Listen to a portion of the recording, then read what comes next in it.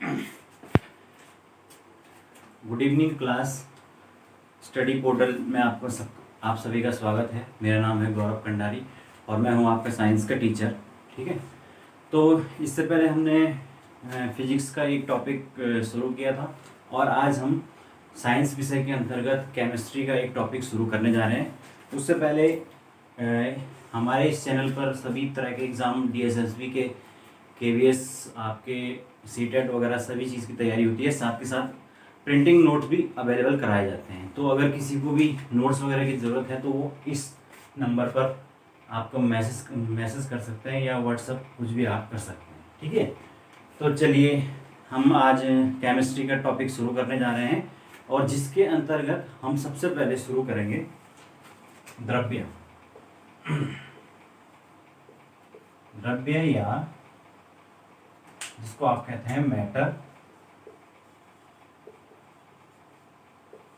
ठीक है, तो अगर हम रसायन विज्ञान केमिस्ट्री है उसके अंतर्गत हम बात करते हैं तो सबसे पहले हम बात करते हैं कि द्रव्य या मैटर क्या होता है।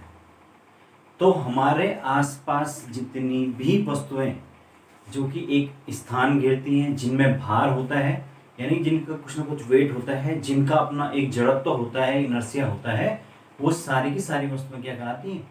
वो द्रव्य या मैटर कहलाती हैं। ठीक है ना, सारी की सारी वस्तुएं, चाहे वो ये पेन हो, ये आपका ब्लैक बोर्ड हो, डस्टर हो, कुछ भी वो चीज़ जो स्थान घेरती है जिसमें भार होता है, ये सारी की सारी चीज़ें क्या कहलाती हैं? द्रव्य या मैटर कहलाती हैं। ठीक है, अब क्या अब नेक्स्ट जो है वो है आपका पदार्थ या सब्सटेंस।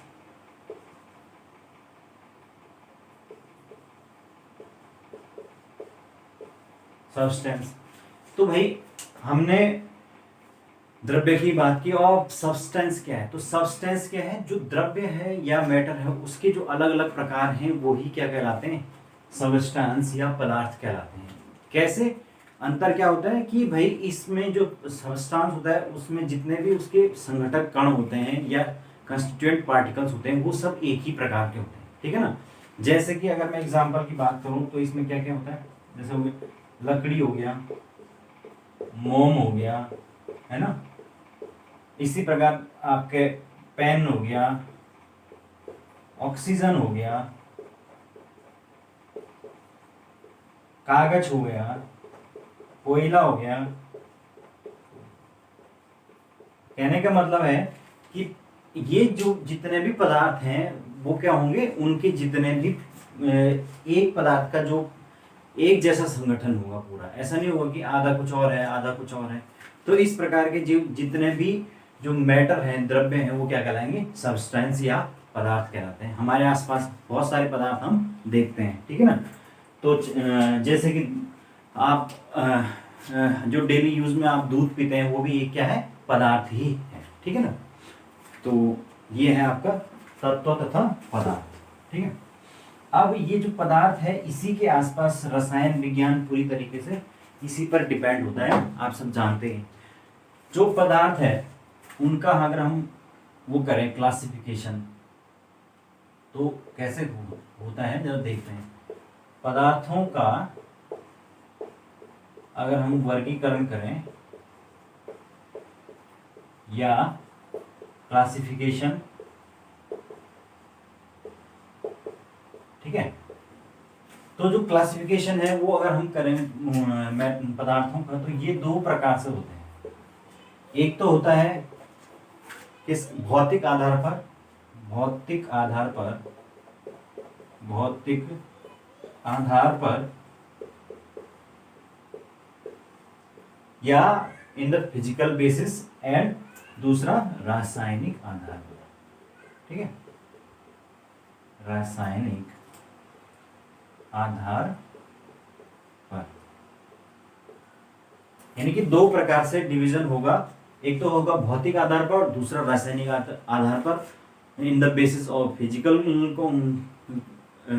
कंडीशन और केमिकल कंडीशंस। ठीक है ना, तो अब हम एक एक करके देखेंगे कि क्या क्या इसमें डिवीजन होता है। ठीक है,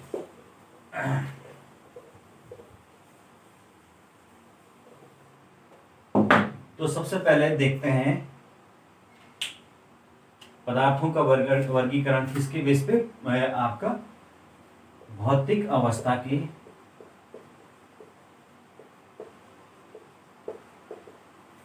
आधार पर।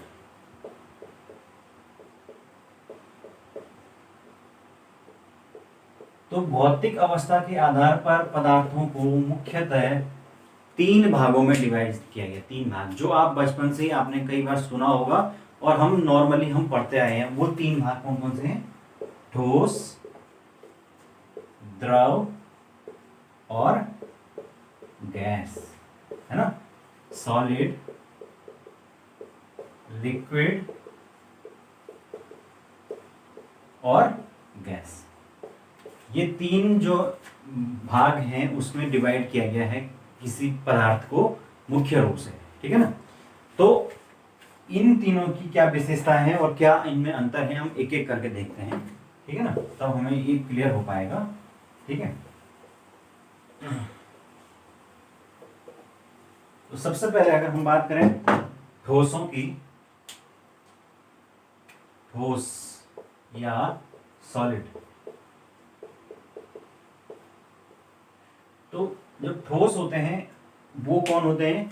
वो ऐसे पदार्थ होते हैं, ऐसे सब्सटेंस होते हैं जिनका आकार और आयतन दोनों ही निश्चित होते हैं, ठीक है ना। आकार या साइज व आयतन या वॉल्यूम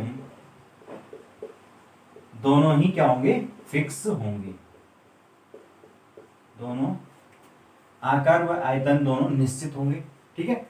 तो जैसे कि अगर मैं ये डस्टर लिया है तो इस डस्टर का जो आकार है वो भी फिक्स है और इसमें कितना वॉल्यूम है वो भी, यानी कितनी जगह ये घेरता है ये भी फिक्स है। ये ना तो कम होता है ना ये ज्यादा होता है ना। तो इस तरीके से ये क्या है? एक ठोस का एग्जांपल है। और भी जो हम देखते हैं टेबल, चेयर, मेज, कुर्सी, ये ब्लैक बोर्ड, ये सारी की सारी चीजें क्या है? ठोस हैं। और जो ठोस है उसके जो कण है वो उनके बीच में क्या होता है? अंतरा अणु बल ना के बराबर होता है। इस तरीके से ये एक दूसरे से इस तरीके से जुड़े होते हैं, यानी कि इनके बीच में जो इंटर न्यूक्लियर फोर्सेज है वो इतना ज्यादा होता है जिसके कारण से इनके बीच में जो अंतरा अणु बल अंतर है वो क्या होता है? बहुत कम होता है। और जो कॉन्स्टिट्यूएंट पार्टिकल्स हैं वो आपस में बहुत नजदीक होते हैं और इस कारण से क्या होता है? ये रिजिड होता है, ठीक है ना। और इस प्रकार से जो ये जुड़ता है इसके कारण ये अपने आप में एक जालक का निर्माण करता है जिसको हम क्या कहते हैं? क्रिस्टल जालक। क्रिस्टल जालक या क्रिस्टल लैटिस जिसको हम कहते हैं, ठीक है ना। तो सॉलिड जो चीज होती है वो अपने आप में क्या करती है? क्रिस्टल लैटिस का निर्माण करती है, ठीक है। तो ये है ठोस की विशेषताएं। ठोस में क्या होता है? आकार व आयतन दोनों निश्चित होते हैं, कंस्टिट्यूएंट पार्टिकल्स एक दूसरे के नजदीक होते हैं, अंतरा अणु बल बहुत ज्यादा होता है और क्रिस्टल जालक का निर्माण करते हैं, ठीक है ना। अब हम दूसरे वर्गीकरण की तरफ आते हैं, आपका द्रव, जिसको हम कहते हैं लिक्विड, ठीक है। तो द्रव आप सब जानते हैं। द्रव में क्या होगा कि पहली विशेषता क्या होगी कि आकार अनिश्चित होगा लेकिन आयतन निश्चित होगा।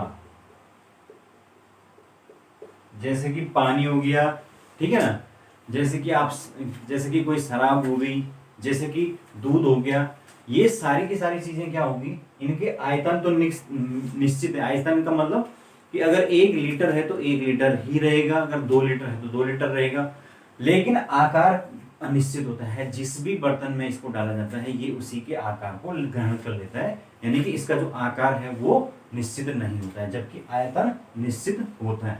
तो ये एक द्रव की विशेषता है। और अंतरा अणु बल जो होता है वो ठोसों की अपेक्षा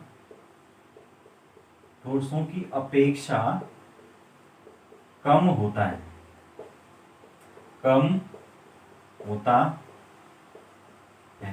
यानी कि ठोसों में सबसे ज्यादा होता है, आप अभी देखा, और उसके मुकाबले इसमें कम होगा। इसमें कैसे होगा, ये सपोज इस तरीके से होगा, थोड़ा दूर दूर होंगे पार्टिकल्स एक दूसरे से, ऐसे दूर दूर होंगे, तो इस प्रकार का इसमें होगा, ठीक है ना, ये इस तरीके से। तो इस कारण से जो द्रव होते हैं उनमें क्या होता है, बहने का गुण होता है, क्योंकि जो अंतरा अणु बल है वो उतना ज्यादा स्ट्रांग नहीं है जितना कि ठोसों में होता है, और इस कारण से ये बह सकते हैं, ये मूव कर सकते हैं, ठीक है ना। तो ये इनकी विशेषता है, ठीक है, द्रव। अब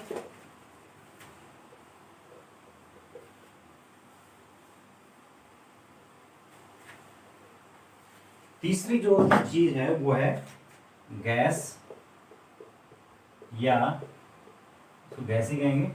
इसमें क्या होगा, अगर हम देखें तो जो इसके जो पार्टिकल्स हैं वो क्या होंगे, फ्रीली मूव कर रहे होंगे इस तरीके से। इनके बीच में अंतरा अणु जो बल है वो लगभग नगण्य होता है, यानी ना के बराबर होता है, और गैस क्या होती है, फ्रीली मूव कर सकती है। इस कारण से क्या होगा, आकार व आयतन दोनों ही अनिश्चित होंगे। आकार व आयतन दोनों अनिश्चित होंगे, अनिश्चित होंगे, ठीक है ना। यानी कि दोनों का ही फिक्स नहीं होगा। जैसे इस कमरे में अभी कितनी ज्यादा गैस है वो फिक्स नहीं है, वो कम भी कभी कम हो सकती है, हो सकता है कभी ज्यादा हो सकती है। यानी कि वो उसका आकार भी निश्चित नहीं है, उसका कोई आकार नहीं है और उसका कोई आयतन भी नहीं है, क्योंकि इनके बीच में जो अंतरा अणु बल है वो लगभग नगण्य होते हैं और ये फ्रीली मूव कर सकती है, ठीक है ना।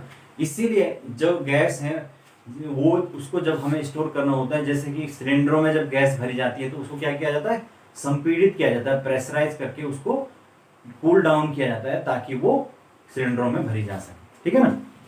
तो इस तरीके से ये आप हमने तीनों देखे फिजिकल आधार पर। और इसका जो परिवर्तन है वो कैसे होगा, ठोस, इनको ऐसे गर्म करेंगे जब, तो ये किस में बदल जाएंगे, द्रव में।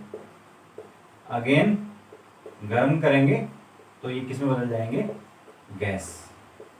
यानी कि ठोस जब गर्म करेंगे तो द्रव, फिर अगेन गर्म करेंगे तो गैस। रिवर्सिबल भी चलेगा, गैसों को हम ठंडा करेंगे, लिक्विफाई करेंगे तो ये द्रव में बदल जाएंगे, और ज्यादा इसको ठंडा करेंगे तो ये ठोस या सॉलिड में बदल जाएंगे। उदाहरण क्या है, आइस, बर्फ है ना, बर्फ थोड़ा सा टेम्परेचर बढ़ता है तो वो आपका पानी में बदल जाती है, फिर और ज्यादा टेम्परेचर देते हैं तो भाप में बदल जाती है, ठीक है ना। तो ये इसका एग्जाम्पल है।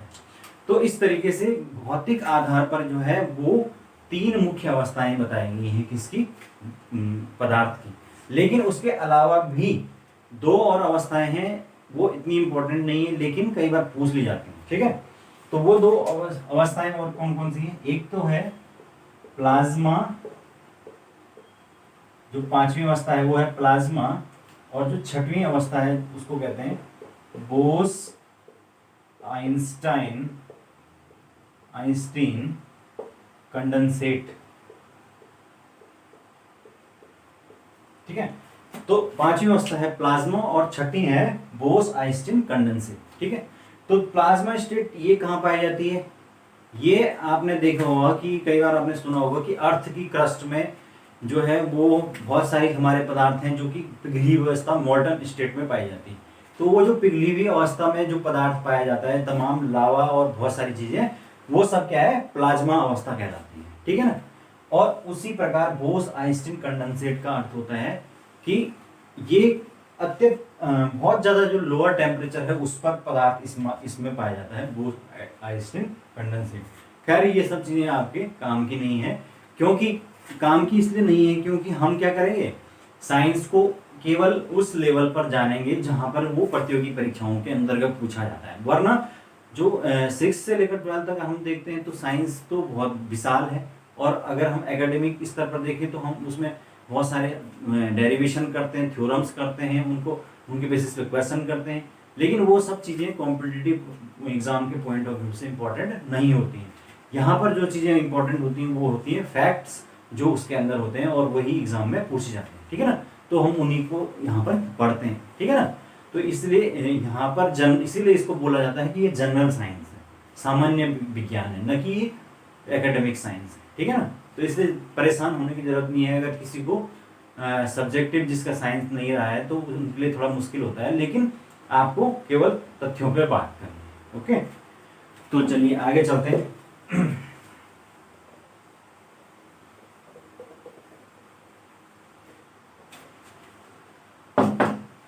तो आगे आगे भाई आगे, हाँ आगे अब क्या है, आगे हम बात करने वाले, हमने द्रव्य की बात की, पदार्थ की बात की, पदार्थों का वर्गीकरण कर रहे थे हम। अब हम बात करेंगे कि रासायनिक आधार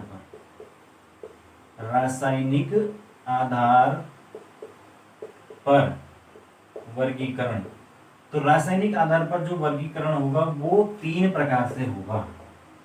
एक होगा तत्व, दूसरा होगा यौगिक और तीसरा होगा मिश्रण।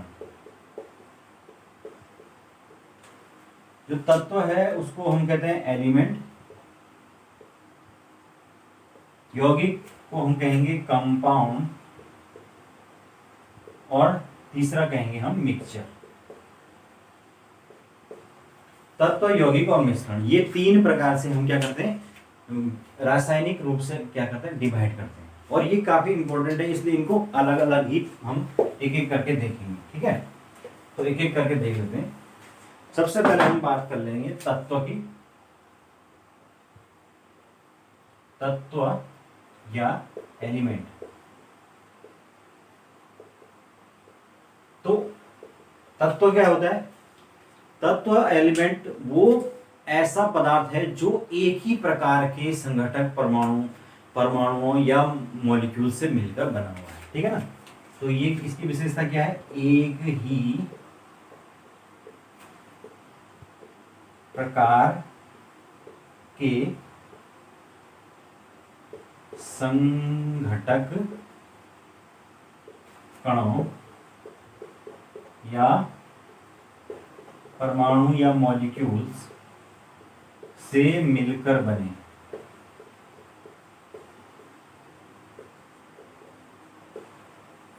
है ना। अगर मैं इसका एग्जाम्पल की बात करूं तो एग्जाम्पल में जैसे कि अगर मैं बात करूं ऑक्सीजन, ऐसी अगर मैं मेटल की बात करूं, जैसे कि मैं कहूं आपका सोना, चांदी, लोहा, है ना, तांबा, तो ये सारे के सारे जो तत्व हैं ये क्या हैं, इनके भाई जो, जैसे कि अगर मैं सपोज लोहे का एक टुकड़ा लेता हूं तो उस लोहे के टुकड़े में प्रत्येक चीज जो है वो एक ही प्रकार के जो मॉलिक्यूल्स हैं उनसे मिलकर बनी हुई है। ऐसा नहीं है कि अगर उसका एक टुकड़ा निकालेंगे तो वो अलग टाइप का होगा, दूसरा टुकड़ा निकालेंगे तो अलग टाइप का होगा। यानी कि पूरा का पूरा जो वो टुकड़ा होगा वो एक ही प्रकार के लोहे के जो मॉलिक्यूल हैं, आयरन के मॉलिक्यूल हैं, उनसे मिलकर बना हुआ है। तो इसीलिए उसको क्या कहते हैं, तत्व या एलिमेंट कहते हैं, ठीक है ना। और जो तत्वों और एलिमेंट्स है उसको भी फर्दर जो है वो हम क्या करते हैं, 2 प्रकारों में डिवाइड करते हैं, जो कि काफी इंपॉर्टेंट है। और वो प्रकार कौन कौन से हैं? पहला है धातु, जिसको हम कहते हैं मेटल, और दूसरे कहते हैं अधातु या नॉन मेटल।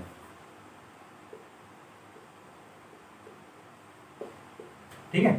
तो धातु या मेटल और अधातु। तो धातु क्या होती है भाई? मेटल वो होता है जिसके अंतर्गत क्या होती है, जो एक तो होता है सबसे पहले कंडक्टर, विद्युत व ऊष्मा का चालक होते हैं। इनसे होकर क्या होती है, विद्युत या ऊष्मा पास हो सकती है या सप्लाई हो सकती है। तो वो विद्युत और ऊष्मा के चालक होते हैं, कंडक्टर, इसीलिए इनको कहा जाता है, ठीक है ना।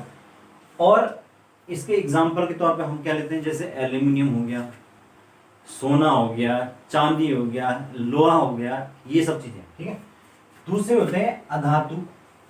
अधातु यानी जिनको हम कहते हैं इंसुलेटर। यानी कि इनको कुचालक इसलिए कहा जाता है, इंसुलेटर इसलिए कहा जाता है क्योंकि ये विद्युत और ऊष्मा या इलेक्ट्रिसिटी को अपने ऊपर से पास नहीं होने देते हैं। और अगर इसके एग्जाम्पल की मैं बात करूं तो यहाँ पर मैं एग्जाम्पल में लिख सकता हूँ ऑक्सीजन हो गया, आपका फास्फोरस हो गया, ठीक है, ये आपके हो गई सूखी लकड़ी हो गई, ठीक है। और क्या हो सकता है इसमें, और इसमें प्लास्टिक हो सकता है, और क्या हो सकता है इसमें, और बहुत सारी चीजें हो सकती हैं जिससे क्या नहीं होता है, जो कि अधातु में आते हैं, जिनसे इलेक्ट्रिसिटी पास नहीं होती। और इसमें क्या डिफरेंस होता है भाई, जो मेटल होता है वो आघात वर्धनीय होता है। अब इसका क्या मतलब है, यहाँ पे देख लेता हूँ, ऊपर से लिख लेता हूँ। आघात वर्धनीय यानी कि होता है आपका मैलिएबल, इंग्लिश में उसको कहते हैं आघात वर्धनीय या मैलिएबल। इसका मतलब है कि जो धातु होती है उसको जब हम पीटेंगे, उसको ठोकेंगे, तो वो क्या होगा, वो लंबे लंबे तारों में बदल जाएगा या चौड़ा हो जाएगा। उसको क्या कर सकते हैं हम, लंबी चद्दरों में ढाल सकते हैं, लंबे तार उसके बना सकते हैं खींच के, क्योंकि वो क्या है, आघात वर्धनीय है, आघात को सह सकता है। जबकि जो अधातु होती है वो क्या होती है, ब्रिटल या भुरभुरी जिसको कहते हैं। जब हम इस पर उसको मारेंगे, इसको पीटेंगे, इसको हथौड़े से मारेंगे अधातु को, तो ये क्या होगा, टुकड़ों में टूट जाएगा और चूरे चूरे हो जाएगा। तो ये अधातु होता है, इसमें क्या नहीं होती, आघात वर्धनीयता का गुण या मैलिएबिलिटी नहीं होती है, ठीक है ना। तो ये इंपॉर्टेंट अंतर है कि मेटल और नॉन मेटल के बीच में। जो मेटल होते हैं वो, उनसे हम लंबे, जैसे कि एल्युमिनियम हो गया आपका, एल्युमिनियम से हम लंबे लंबे तार बना सकते हैं, ठीक है ना। लेकिन अगर वही कोई चीज ऐसी है, सूखी लकड़ी है या प्लास्टिक है या ये फास्फोरस है, तो इससे क्या नहीं होगा, इसको हम अगर पीटेंगे तो ये क्या होगा, टुकड़ों में टूट जाएगा। लेकिन इससे हम किसी भी प्रकार के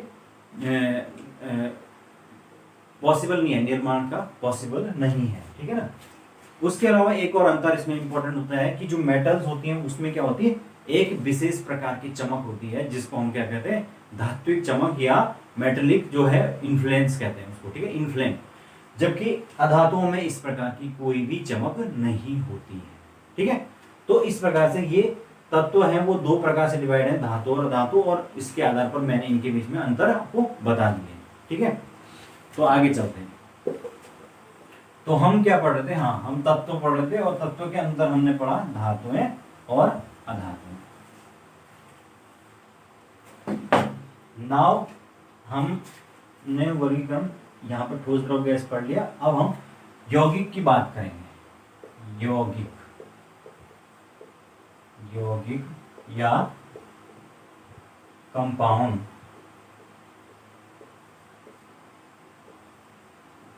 ओके, तो यौगिक या कंपाउंड भाई क्या होता है, यौगिक से ही लग रहा है, कंपाउंड यानी कि जो एक या दो से ज्यादा जो तत्व हैं वो आपस में एक निश्चित अनुपात में क्या करेंगे, संयोग करेंगे, उनका एडिशन होगा, तब जाके क्या होगा, यौगिक का निर्माण होगा। तो लिख देता हूं मैं, दो या दो से अधिक तत्वों का निश्चित अनुपात में संयोग या एडिशन। दो या दो से अधिक तत्वों का निश्चित जो अनुपात है उसमें जो संयोग होता है उससे क्या बनता है, यौगिक बनता है। फॉर एग्जाम्पल जैसे कि H2O जिसको हम कहते हैं वाटर। आप सब जानते हैं कि वाटर में क्या होते हैं, 2 molecules of hydrogen and 1 molecules of oxygen. तो ये जो रेशियो है 2:1। अगर मैं भार की बात करूं तो ये हाइड्रोजन का 1 होता है और ऑक्सीजन का 8 होता है। तो वो 1:8, 1:8। यानी कि ये जो रेशियो है ये हमेशा क्या होगा, फिक्स होगा। चाहे वो आप यहाँ का पानी लें या सातों महाद्वीपों में किसी भी और महाद्वीप का पानी ले लें, तो वो क्या होगा, इसी प्रकार के अनुपात में होगा, 2:1 में। यानी कि उसमें ये जो कंपोजिशन है ये क्या होगा, फिक्स होगा हाइड्रोजन और ऑक्सीजन में। तो इस वजह से जो ये वाटर है वो क्या है, एक यौगिक है, कंपाउंड है। तो अब आप समझ गए होंगे तो दोनों के बीच में क्लियर अंतर है। तत्व जो होता है उसमें एक ही प्रकार के कंपाउंड होते हैं, जैसे कि इसमें ऑक्सीजन और हाइड्रोजन दो अलग अलग तत्व हैं, लेकिन उन दोनों का जब एक निश्चित अनुपात में एडिशन होगा तो तब उससे क्या बन गया, आपका यौगिक बन गया या कंपाउंड बन गया। ठीक है, तो ये इतना सा अंतर है इसमें। चलिए, तो अब आप समझ गए हैं इसको, और देखते हैं।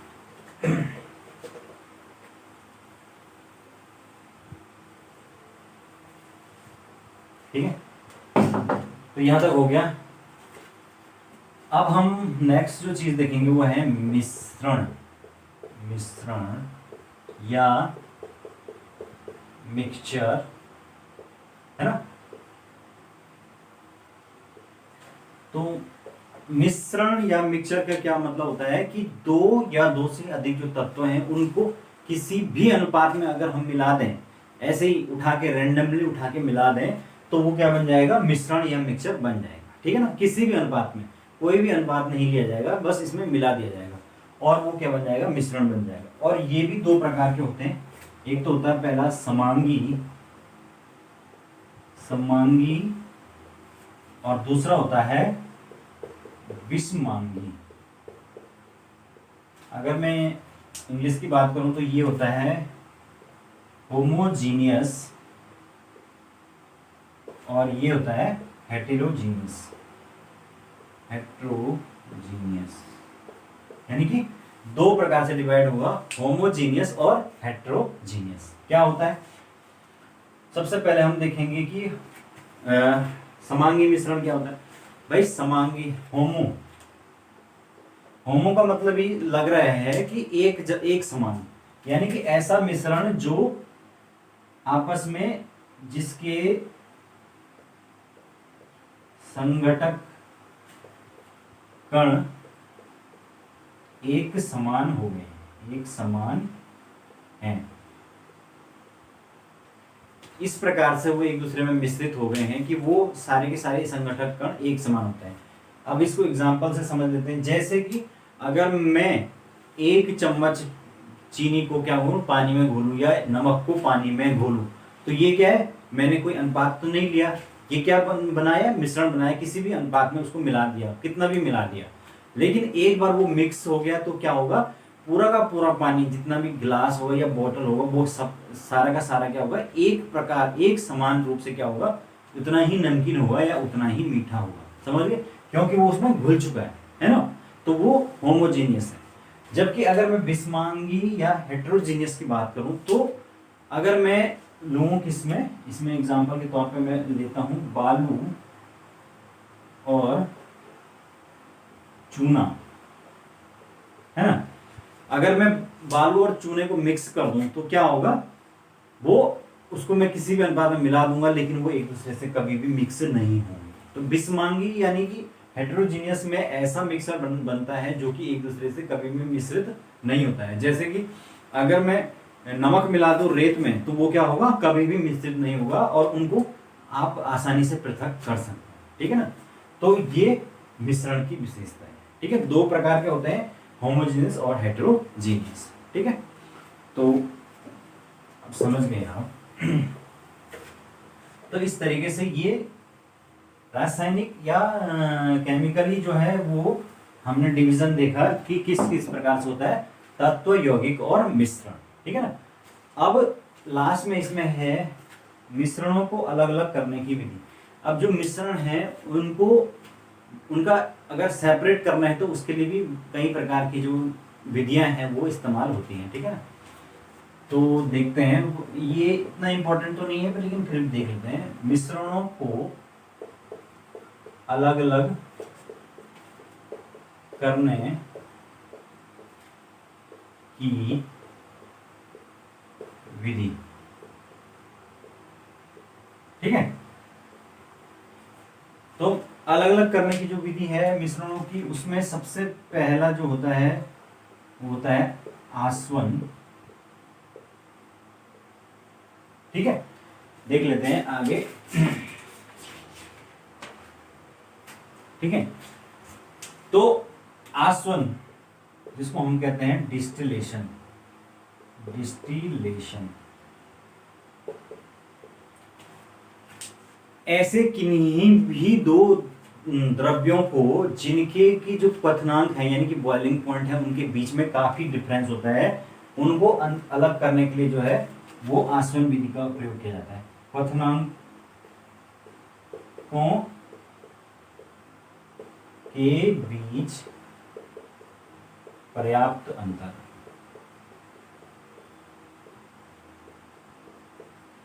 क्वथनांक यानी कि बॉइलिंग पॉइंट।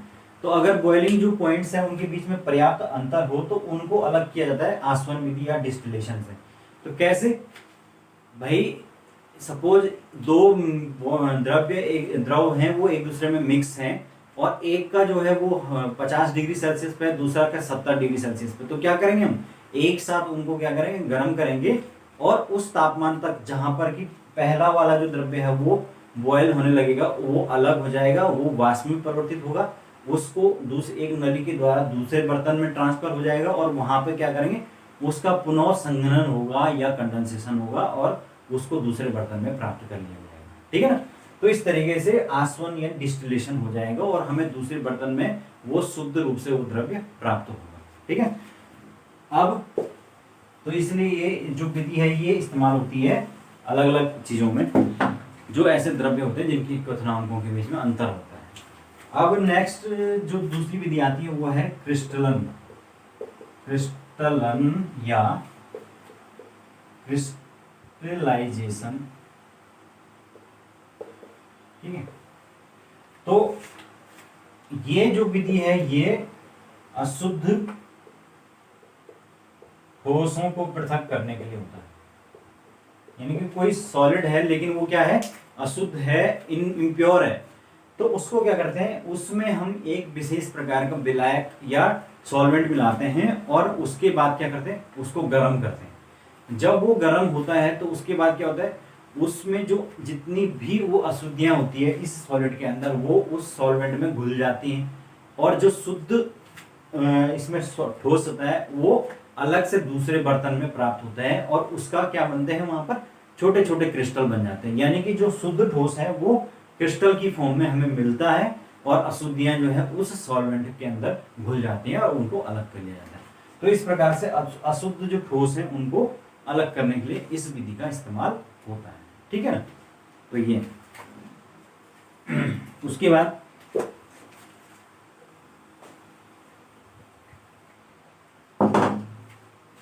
नेक्स्ट है ऊर्ध्वपातन। ठीक है ना। तो ऊर्ध्वपातन जिसको हम कहते हैं सब्लिमेशन,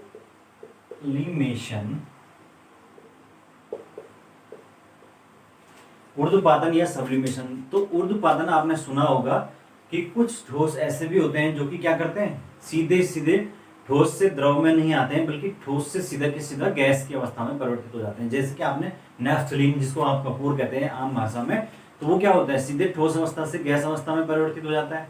तो उस प्रकार के जो सॉलिड्स होते हैं जो कि सीधे सीधे क्या होते हैं, गैसों में परिवर्तित हो जाते हैं, उसको यूज करने के लिए हम क्या करते हैं, इस मेथड का ऊर्ध्वपातन विधि का प्रयोग करते हैं। तो इसमें क्या होता है कि जो सपोज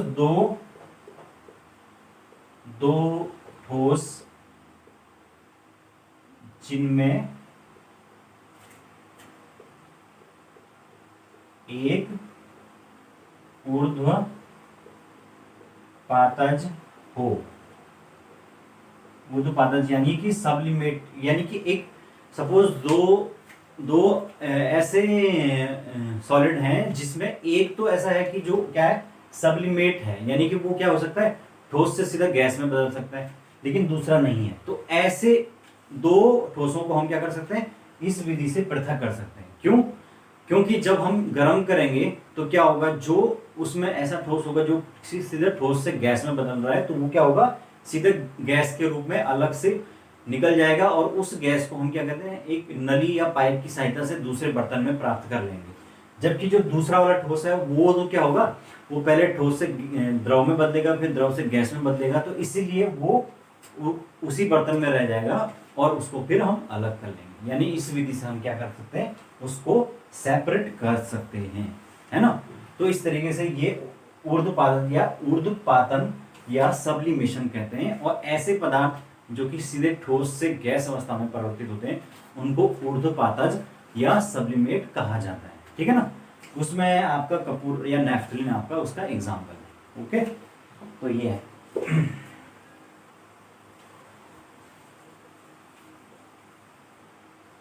आगे देखते हैं।